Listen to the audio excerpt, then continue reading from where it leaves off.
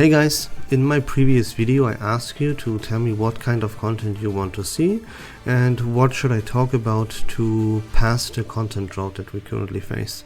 And I got this wonderful comment right here saying, can you talk about the Euphoria updates and how useful they are, especially the 5-star ones like Tenant. And that's exactly what we're gonna do today. We're gonna talk about every single Euphoria update in this game and figure out how useful they are and have a better visualization by putting them into a tier list. So let's start off with the 3 5-star characters that received the Euphoria update in Reverse1999. First of all, thank you very much for this comment, I appreciate that a lot. So let's start off and talk about Bloom first. Now that's a very interesting one, because if you look at this Euphoria update here, what it does is, at the end of the round, if Bloom is not attacked, then she gets +1 Moxie. That on the surface doesn't sound too bad, because that is exactly what Bloom needs. She needs Moxie because she excels at using her ultimate, since her ultimate is very unique. And it makes her viable in quite a few stages, especially when we talk about the content Reveries in the Rain. Then she also applies 1 stack of weakness to all opponents that did not attack Bloom at the round. And the other part of her Euphoria just increases her damage output, which is 100% useless because damage output is not what Bloom is there for. Bloom is here to seal the enemy away from using their ultimate by using her own ultimate, you know? Damage output doesn't matter. So what this Euphoria update does in the end, if we break it down, is if you are lucky, you get +1 Moxie, and if you are lucky, you apply stacks of weaknesses. And that's your Euphoria update.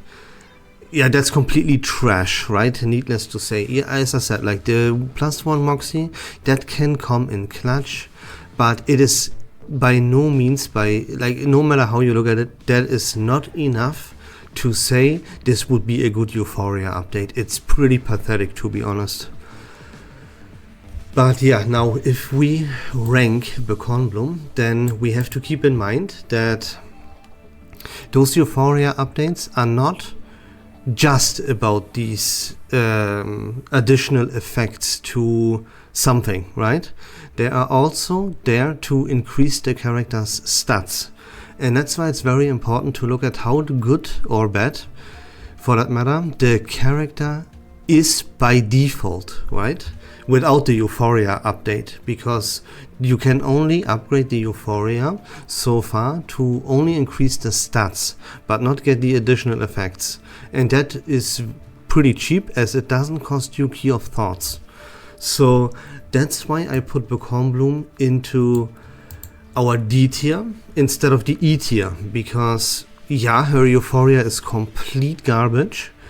But Bloom has a niche and is useful here or there in some stages. And that's why she's not E, but D.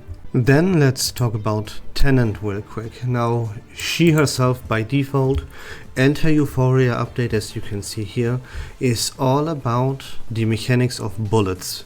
And the bullet archetype is not crushing it in this game, you know, to be fair. Like, it is not a viable archetype by any means. And yeah, that makes Tenant already pretty garbage, plus her Euphoria update as well. Now, of course, like, we could speculate and say, hey, they gonna release a character in the future at some point that makes that bullet archetype much better, maybe even viable and meta. But even if that would be the case, Tenant would still not be part of this team, you know. The best possible case for her would be to be a budget type substitute for that team, because it would all be around this new character. Then low para would be a staple and Lilia would be a staple, and then that team would need a healer, which Tenant is not. She only provides shields, and that would not be good enough, you know. So yeah, no matter from what perspective or what speculations we might come up with here, there's no world in which Tenant would ever be viable and ever have her place, no matter what. And that's why I will put her in E tier, because she doesn't have a niche, she has no hope for her right now, she's garbage, and no hope for the future either. She will always be unviable no matter what she could possibly receive for updates or what new characters would come out. Tenant is really hopeless, I'm sorry about that. So I put her in E tier. And the last Euphoria update when it comes to 5 stars in this game is Matilda, and Matilda is a completely different beast. Her Euphoria made it so that she becomes from completely unplayable to have a very respectable place in one of the best teams in the game at the 2nd anniversary, right? We're gonna talk about everything up to version 2.8 here. And as I said, like, Impromptu will be like the 3rd or the 4th best team in the game. It's gonna be Blood Ember, Dynamo, and then it's Impromptu versus the Ultimate Archetype to see which one of those two will prevail and take place number 3. And for a 5-star such as Matilda to have a respectable spot in this kind of high tier team, as a 5-star, that is absolutely incredible, you know, like, that's a Euphoria update, yikes. Like, you could argue this is one of the best Euphoria updates in the game actually, considering she is a 5-star, you know. The reason why I wouldn't put her as, like, you can easily come up with arguments and put her as, I wouldn't argue with you, right?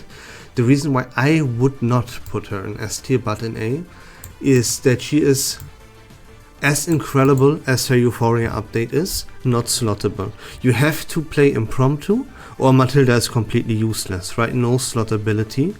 And she's also not a best in slot in this team anymore in version 2.8. You would only play Matilda in the Impromptu team if you lack another character, if you lack a best in slot. But still, like most players, or a lot of Impromptu players, they will actually lack and miss out on at least one character in this Impromptu team, you know?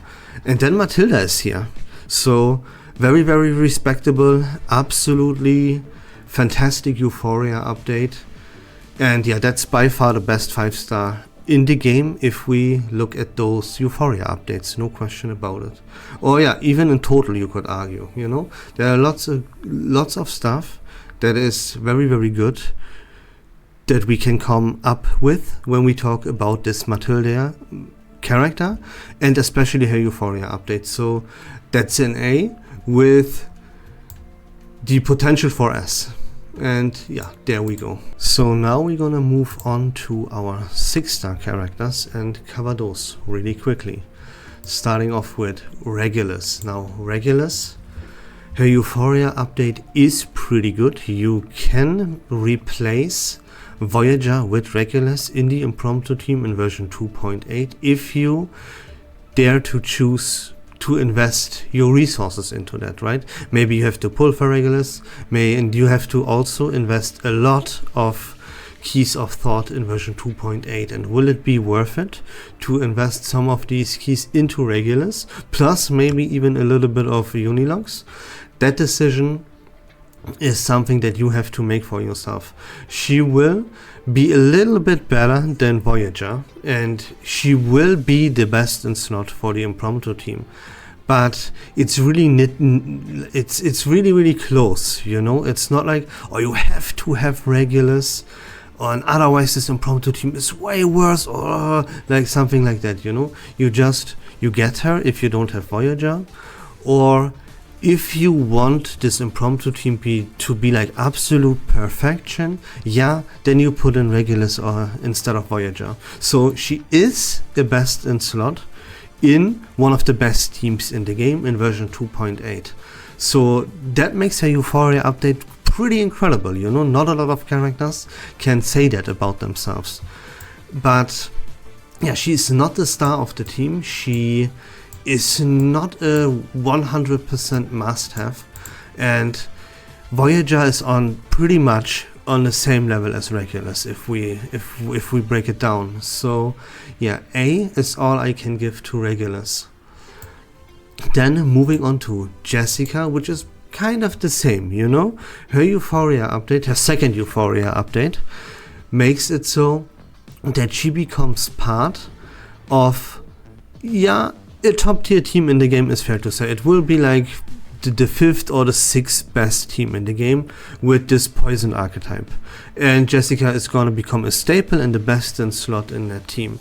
Now that is not as impressive as if you would be a best in slot in like the Blood Ember team or the Dynamo team or the Impromptu, you know. It's not like on that level, but it is respectable. She replaces Kakania as the best in slot in a very, very respectable and top tier team. So yeah, she deserves that B tier, no question about it. And next up we talk about Mrs. Bubble. That is a very, very interesting character. She's in a very interesting position because, yeah, she doesn't have her place in like a top tier team anywhere. So I will put her in D first of all, and how I justify this is her slot ability. You can put Mrs. Bubble into every single team, no matter what you play. You can slot in Mrs. Bubble in the support slot and she will do a fantastic job. Right now, she's even the #1 best character when it comes to providing shields to your team. That will change in the next version, in version 2.7, where she will be outclassed by Kiparina. But that's it. Mrs. Bubble is still a budget version and very, very slottable, and she will still remain a fantastic support character in every single team out there. And yeah, while she does not have a spot in like a very, very good team, such as Jessica with the poison archetype, Jessica can only be played in the poison team and will be completely useless anywhere else, you know? Where Mrs. Bubble can be played anywhere and be very, very, very good. So that's why I put both of them into the B tier. Then we have Lilia, which, yeah, this is like one of the worst Euphoria updates in the game. I will put her straight into E and then tell you my reasoning for it. Like, she is by default already pretty garbage and unusable. She belongs to this bullet archetype, which doesn't have a place anywhere. She is not slottable, or like, no matter how you look at Lilia, she doesn't have a place anywhere. Not even a little tiny niche. She is like not usable in any way, shape or form. Like she's, you know, Bloom at least has this niche. Bloom is useful in some stages. Some might even argue Bloom is the key to victory in some stages in Reveries in the Rain. And therefore she's viable and she has her little niche. Lilia doesn't even have that. Where would you ever put Lilia? There's no place. She belongs to a very bad archetype. And yeah, this Euphoria update is a complete tragedy. Sorry, Lilia. Then, oh my goodness, next up we have Lucy. Yeah, Lucy is of course an absolute monster. She will be the main DPS character in one of the best teams in the game. It's like the second best team in the entire game. Lucy is the star. Lucy is what everything is based around. And yeah, with everything around her, with Ulrich releasing, we get Muldir and this Ezra Euphoria update. Lucy is like the queen. She even gets garment in version 2.8, where they literally call her a queen. So Lucy is an S tier. Like, if I have ever seen an S tier Euphoria update, that is definitely Lucy. She's crushing it. Then next up, yeah, we have the exact opposite of our queen that dominates everything and is the main DPS in the second best team in the game. Yeah, Shamani is the exact opposite. That is in the same ballpark as Lilia, as being one of the most tragic Euphoria updates this game has ever seen. Doesn't have a niche, is trash by default, no place anywhere. Just forget about Shamani for now. And now we have Medicine Pocket, and Medicine Pocket is really, really hard to rank, so hear me out. Yeah, Medicine's Euphoria update is made for the fact that you can play her in the Blood Ember team, and that is the best team in the game. The problem with this is she is not the best in slot. Ezra is the best in slot for the Blood Ember team, but Medicine Pocket can be used to free up Ezra and play Ezra in the Dynamo team, and then play Medicine Pocket as the sustain character in the Blood Ember team. That just makes her a substitute though, so it is a little bit rough on the edges. And yeah, if we want to go further, then like where do we put her, right? Let's figure this out. So would we put her in B tier? That wouldn't be fair, because her slot ability is not on the level as a Mrs. Bubble is. Medicine Pocket is not a staple in like a top tier team such as Jessica is.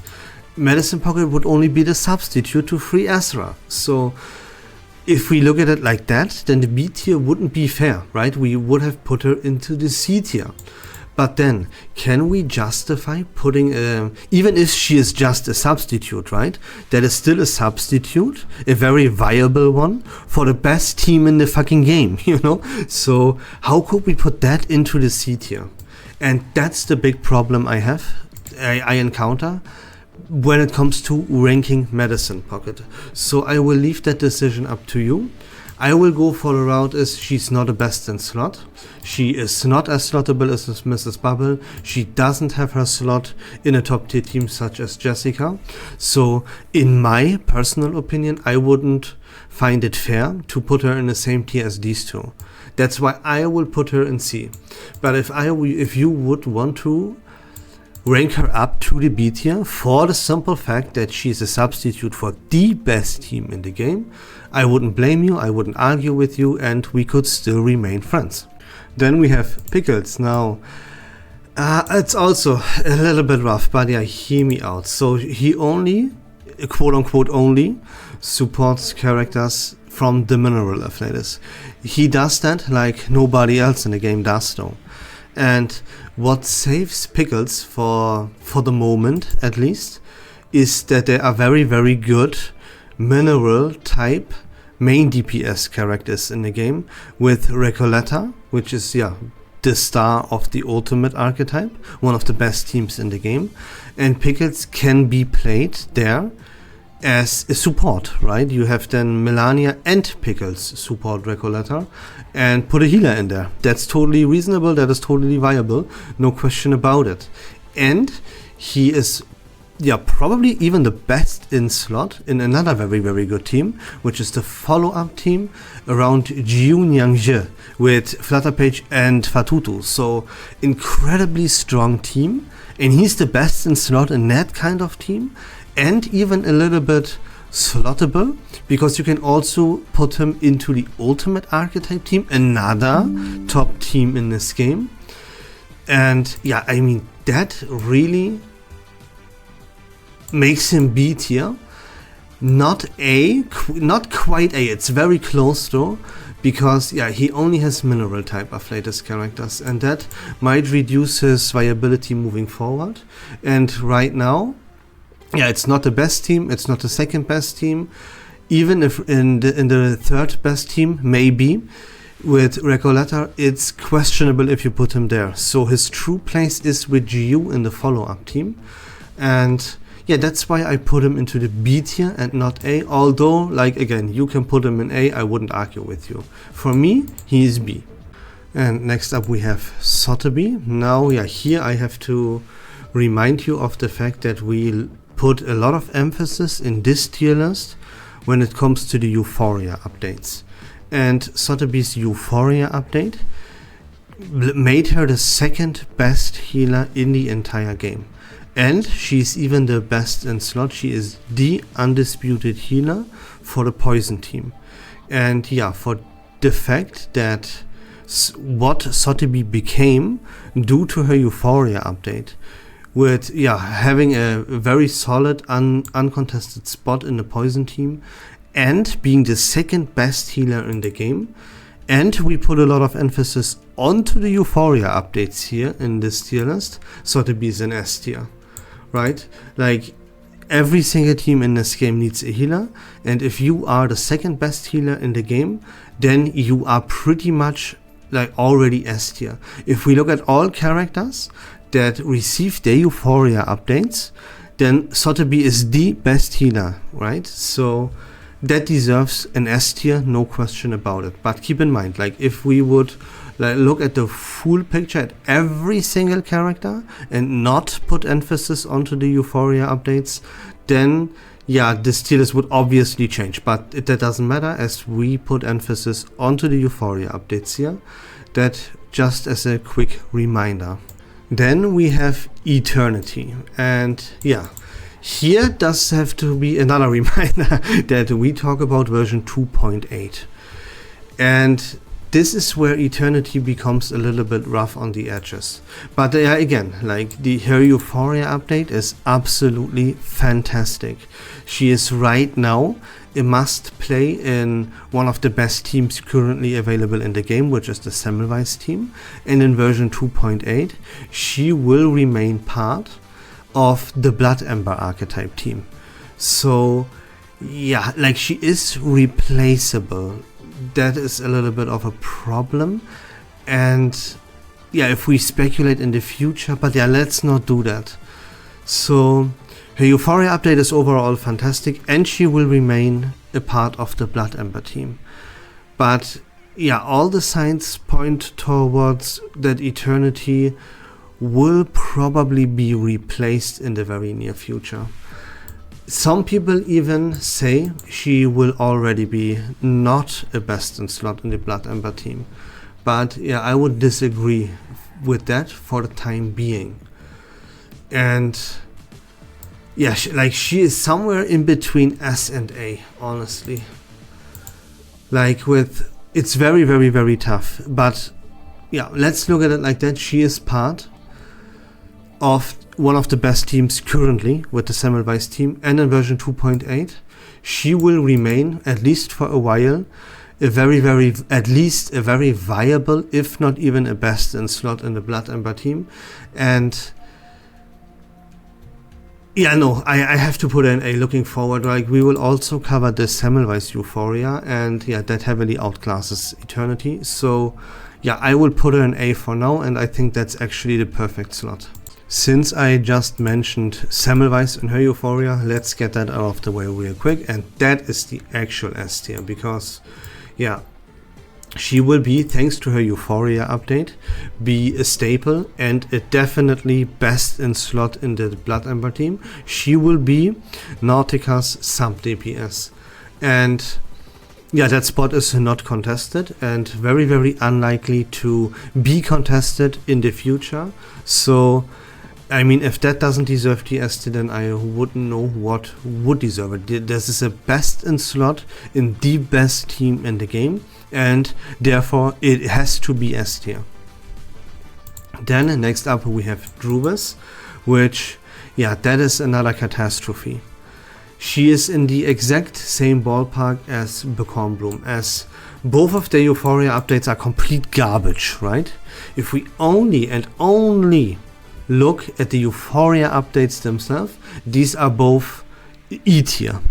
But as I said, like, the Euphoria update is also about increasing the stats, and that's why you have to take a little bit into account how good the characters are by default.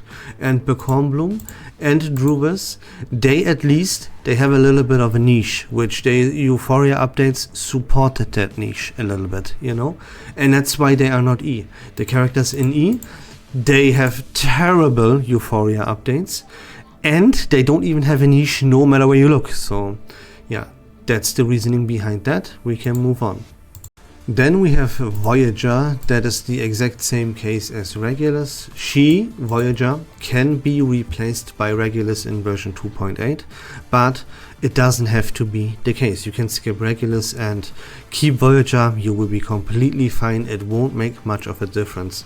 These two, they Both share the same job in the impromptu team, which is redirecting the random damage output to an actual target. So you play either one of those, they will not be played together. That's just as a side note.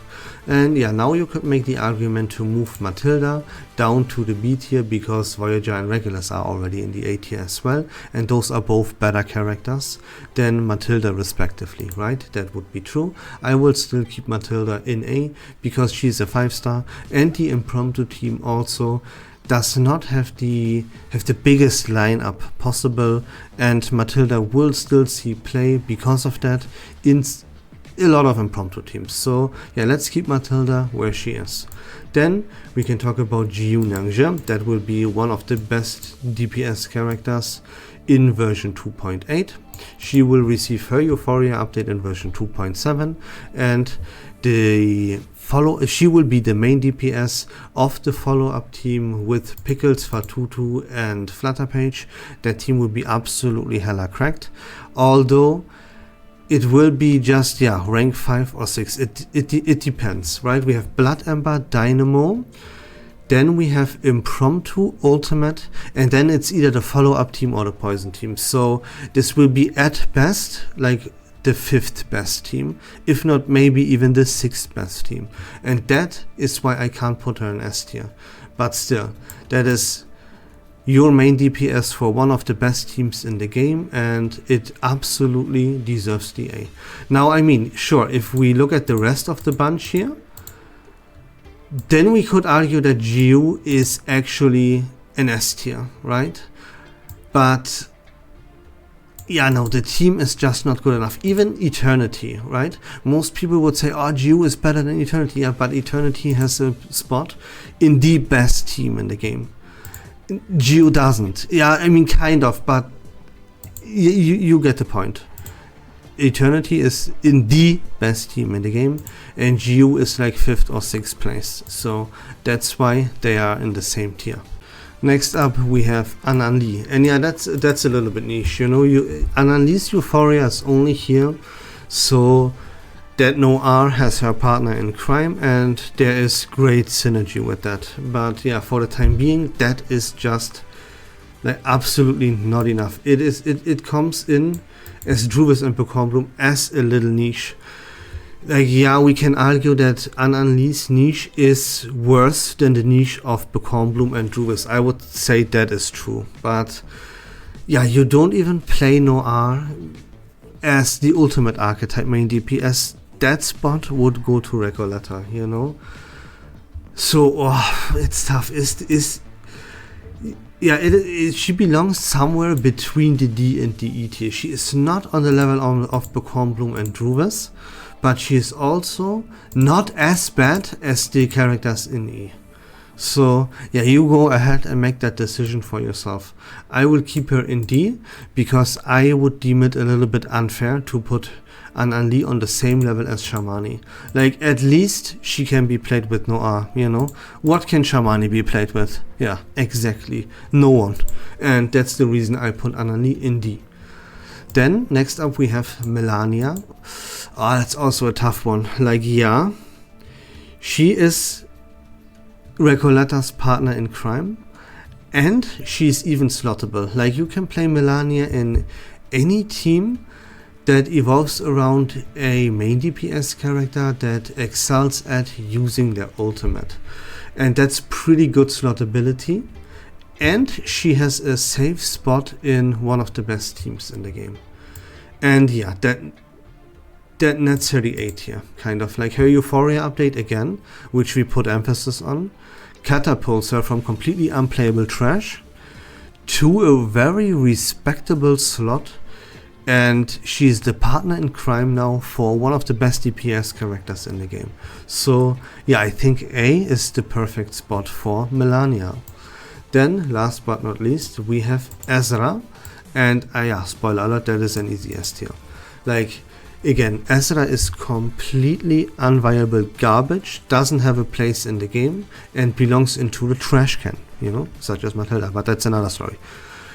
The point is that she gets 2 Euphorias at the same time, and one of those Euphoria updates makes her be played in the Blood Ember team, and the other Euphoria update makes her be played in the Dynamo team. So she is arguably a best in slot for both the number one and the second best team in the entire game.